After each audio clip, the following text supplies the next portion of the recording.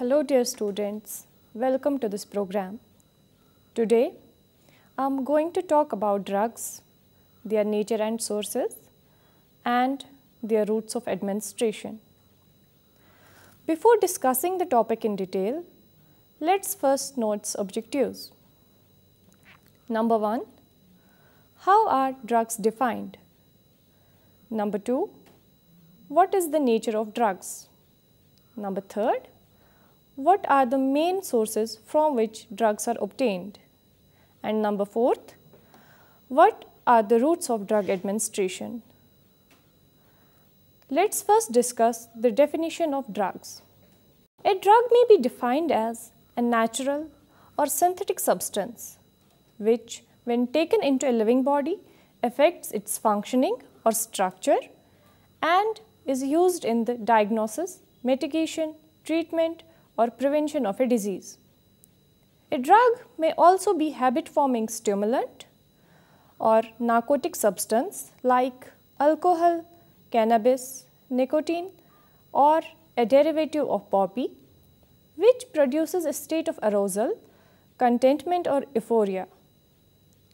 Continued or excessive use of such substances causes addiction or dependence.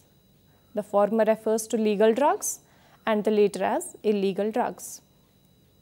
The term drug refers mainly to chemical or plant-derived substances that affect psychological, behavioral, or physical functions and lead to varying degrees of dependence or addiction. Let's discuss now the nature of these drugs. Based on the nature of their chemical groups, drugs can be classed into various groups: alkaloids, glycosides, flavonoids and proanthocyanidins, tannins, terpenoids, resins, and lignans. Alkaloids. The alkaloids are heterocyclic nitrogen-containing compounds, usually with potent activity and bitter taste. They are of limited distribution in the plant kingdom.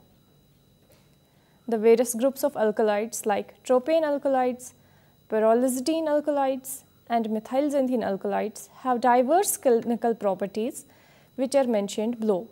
Tropane alkaloids have anticholinergic activity. They are also used medically to reduce smooth muscle spasms, hypersecretion, and pain. Pyrrolizidine alkaloids inhibit pain, cancer cells, and bacteria. They also help in stimulation of bone marrow leukocytes as well as myocardial contractility.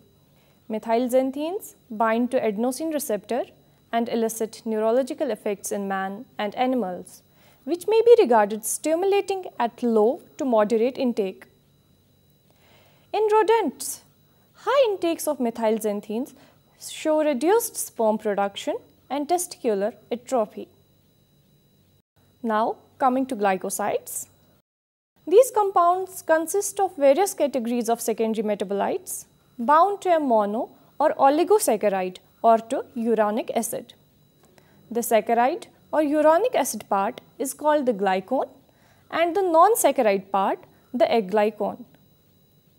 The main groups of glycosides are cardiac glycosides, cyanogenic glycosides, glucosinolates, saponins, and anthraquinone glycosides.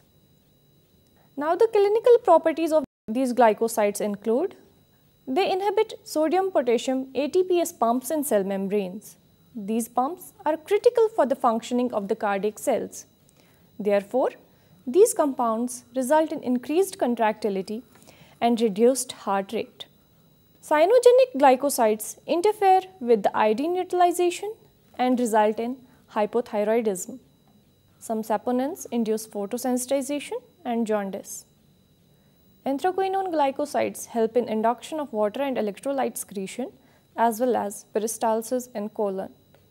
Now, flavonoids and proanthocyanidins. Flavonoids consist of a central three-ring structure and proanthocyanidins are oligomers of flavonoids. And the clinical properties include: they act as general antioxidants. Several structures reduce inflammation or carcinogenicity. Now, tannins. There are two distinct types of tannins: condensed tannins, which are large polymers of flavonoids, and hydrolyzable tannins, which are polymers composed of a monosaccharide core, most often glucose, with several catechin derivatives attached. The clinical properties include: they are used as astringents in cases of diarrhea, skin bleedings, and transudates. Now, terpenoids. The terpenoids are synthesized via the 5-carbon building block isoprene activity. And the clinical properties include: they are antineoplastic, antibacterial, and antiviral. They are also important in gastrointestinal stimulation. Now, the resins. The resins are complex lipid-soluble mixtures, usually both non-volatile and volatile compounds. The non-volatile fraction may consist of diterpenoid and triterpenoid compounds, and mono and sesquiterpenoids predominate in the volatile fraction. And the clinical properties of these resins are: most resins are antimicrobial and wound healing, but their actions depend on the composition of the chemical mixture. Resins are generally safe, but contact allergy may occur. Now at last, the lignans. Lignans are composed of 2 phenyl propanide units to form an 18-carbon skeleton with various functional groups connected.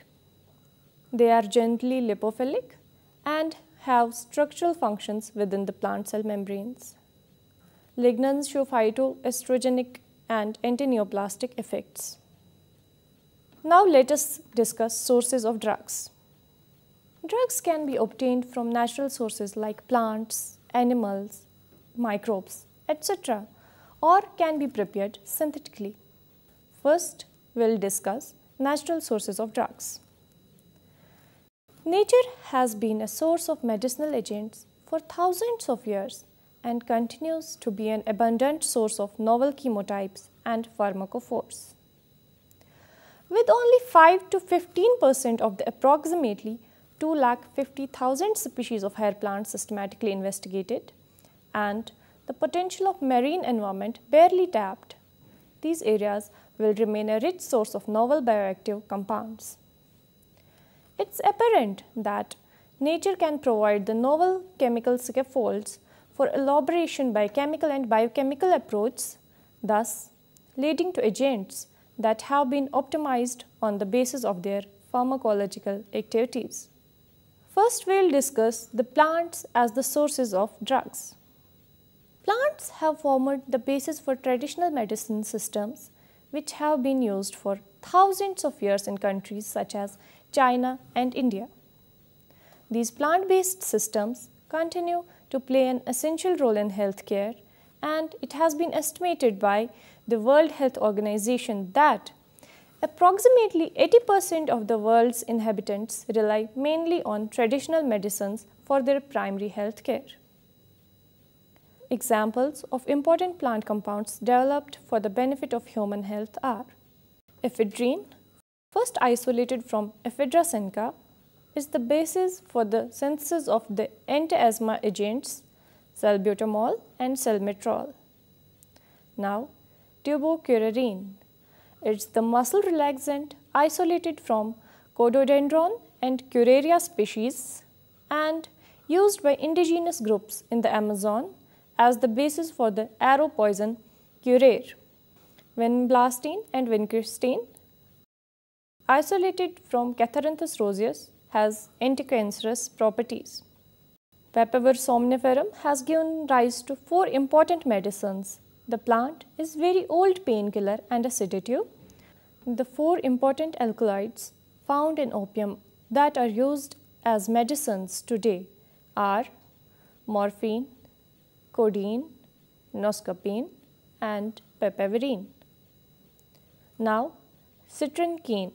It's isolated from the plant Citricornus nux vomica. This compound is used as a muscle relaxant in connection with operations for killing animals, and due to its bitter taste, it enhances the gastric juice production, leading to a better appetite. Now, quinine. Malaria is one of the most fatal diseases worldwide. An old, well-known remedy for treatment of malaria is the quinine, isolated from the bark of tree Cinchona species. Now, artemisinin. Artemisia annova is an old Chinese anti-malaria remedy called Qianhou. This was shown to be an effective remedy both as prophylaxis and in the treatment of malaria. Now, Podophyllotoxin. It's a resin compound isolated from the roots of Podophyllum peltatum.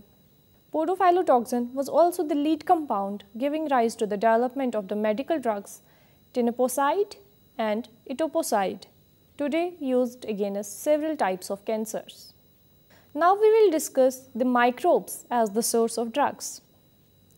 The accidental discovery of penicillin from the filamentous fungus Penicillium notatum by Fleming in 1929 and the observation of the broad therapeutic use of this agent in the 1940s ushered in a new era in medicine, the so-called golden age of antibiotics. This discovery promoted the intensive investigation of nature as a source of novel bioactive agents, and microorganisms have proved to be a prolific source of structurally diverse bioactive metabolites, which have yielded some of the most important products of the pharmaceutical industry.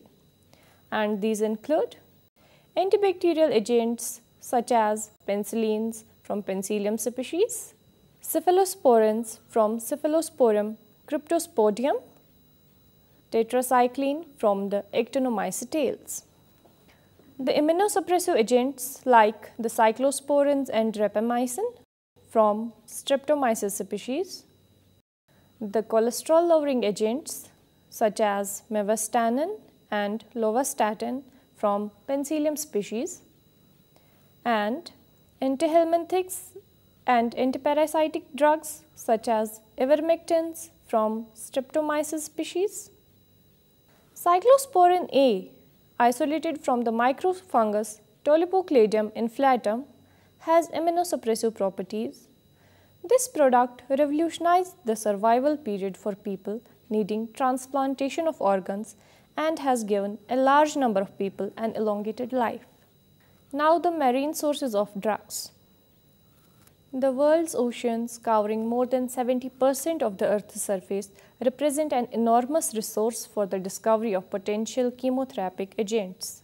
The first notable discovery of biologically active compounds from marine sources was the isolation of the C nucleosides spongouridine and spongothymidine from the Caribbean sponge Cryptotheca crypta in the 1950s. These compounds were found to possess antiviral activity. The sea hare Dolabella auricularia from the Indian Ocean is the source of more than 15 cytotoxic cyclic and linear peptides called the dolostatins. The extremely potent venoms of predatory corn snails have yielded complex mixtures of small peptides which have provided models for the synthesis of novel painkillers. The other sources of drugs include teprotide, isolated from the venom of the pit viper Bothrops jarasca, is used in the treatment of cardiovascular diseases. Now, epibetidine, present in the skin of a frog Epipedobates tricolor, has been shown to be 200 times more stronger painkiller than morphine. This was discovered because natives used the extract of the skin as an arrow poison. Now we will discuss synthetic sources of drugs. Synthetic drugs are synthetic compounds of naturally occurring chemicals, for example, synthetic marijuana and bath salts. The short-term toxicity of these drugs has been shown to be problematic for individuals and could have lifelong impacts also. However, as these drugs have only recently infiltrated society, not much is known about the long-term effects and further research is needed. Based on their chemical makeup, synthetic drugs are commonly divided into two categories. First, we will discuss cannabinoids. Popularly known as K2 or spice, cannabinoids are chemically formulated versions of synthetic marijuana that consist of lab-manufactured tetrahydrocannabinol. Users report greater anxiety, discomfort, nausea, confusion, paranoia, desire for the feeling to end. These synthetic chemicals negatively affect short-term memory, emotional stability, motivation, learning, reasoning ability, and stamina. Now, cathinones. Often known as bath salts, cathinones contain chemical compounds that mimic the effects of cocaine. This is a powerful drug that causes severe side effects.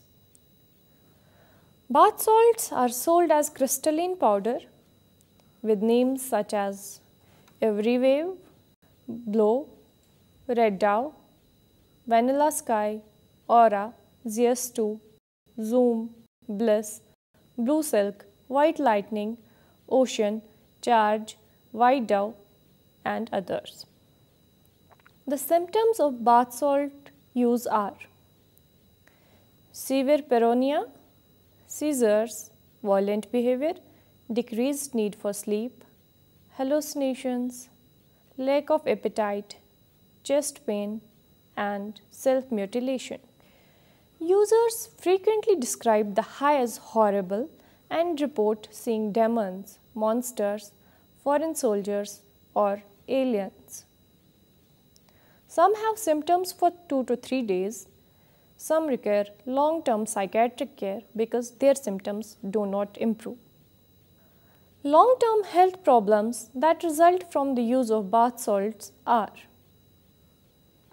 kidney failure, long-term mental illness, increased risk of suicide, self-mutilation, liver failure, and death. Now we will discuss the routes of drug administration. A drug will produce its action only when it enters the body, tissue, or cells, that is, site of action. So the entrance through which a drug is delivered is called the route of drug administration. There are various ways of administering a drug or a chemical to a site in a patient or animal from where the chemical is absorbed into the blood, and these include systemic route and local route. First, we will discuss the systemic route of drug administration. In systemic route, the drug reaches to the systemic circulation, that's the blood. This systemic route is further classified as enteral route and parenteral route. In enteral route, the drug is placed in the gastrointestinal tract and it absorbs to the blood. The drug can be administered into gastrointestinal tract through oral route, sublingual route, or rectal route. In oral route, the drug is placed in the mouth and swallowed, and absorption takes place along the whole length of the gastrointestinal tract. But drug administration through oral route is sometimes inefficient because only part of the drug may be absorbed and destruction of drug occurs by gastric acid and digestive juices. The most important concept associated with oral route of drug administration is the first pass effect. The first pass effect is the term used for the hepatic metabolism of a pharmacological agent when it is absorbed from the gut and delivered to the liver via the portal circulation. The greater the first pass effect, the less the agent will reach the systemic circulation when the agent is administered orally. Now the sublingual or buccal route. In this route of drug administration, the drug is placed under the tongue and absorption occurs in the mouth. So, rapid absorption occurs and the drug is quite stable because the drug does not go to the stomach so it is not destroyed by the enzymes and acids present in the stomach. Now rectal route. In this form, a drug is mixed with a waxy substance that dissolves or liquefies after it is inserted into the rectum. Because the rectum's wall is thin and its rich blood supply, the drug is readily absorbed. It's prescribed for people who cannot take a drug orally because they have nausea, cannot swallow, or have restrictions on eating, as is required after many surgical operations. Now, parenteral route of drug administration. In this route of administration, the drug does not pass through the gastrointestinal tract. It directly reaches to the blood. The drug can be administered with the help of injections, which can be intravascular, intramuscular, or subcutaneous, or without injections, which include inhalations. Injections can be given to unconscious patients and it has quick action, but there is greater risk of adverse effects because high concentration is attained rapidly and pain occurs at the site of injection. Now the local or topical route of drug administration. In this route, the drug is applied on the skin and mucous membrane for the local action. It's all about this topic. Hope you understood well. Thank you.